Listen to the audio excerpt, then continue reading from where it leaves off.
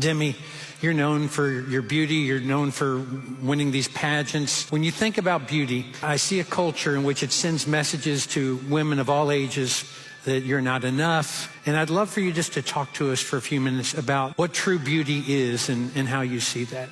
When I was set to go and compete at Miss Universe, being the reigning Miss South Africa, it's a whole build-up, right? At the time, there was 95 countries competing, and that year, and probably in the history of Miss Universe, I was one of the shortest girls to go and compete for this title.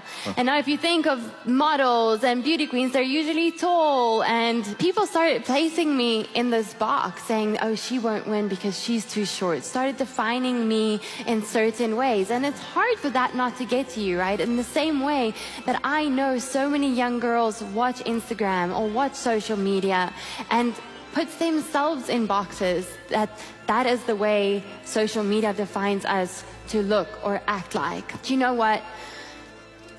As a Christian, I've had to go back and define self-love, self-worth, self-image to myself. And the definition that I got to was,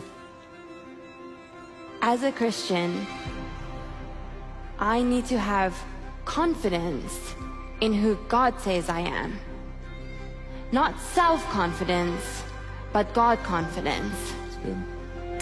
And you know, Psalm 139 says that we are fearfully and wonderfully made, knit together in our mother's womb. And I love that word knit because it takes me back to remembering how my grandmother used to knit me little jerseys. We call them jerseys. What do you guys call them? Sweaters. Sweaters. And she would make the most beautiful... Countercultural. She would make the most beautiful patterns. And one time she made me like a little panda bear.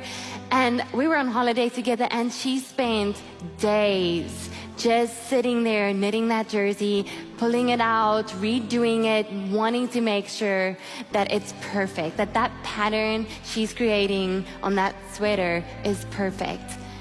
Yeah, it makes me realize when I read Psalm 139 verse 13 that God knit us in our mother's womb, that He had a precise plan for our life, that He created us in love, by love, and for love.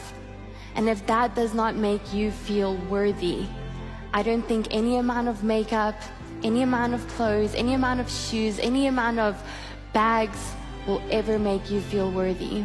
And I think that's so important that we go back to really defining what self-confidence looks like.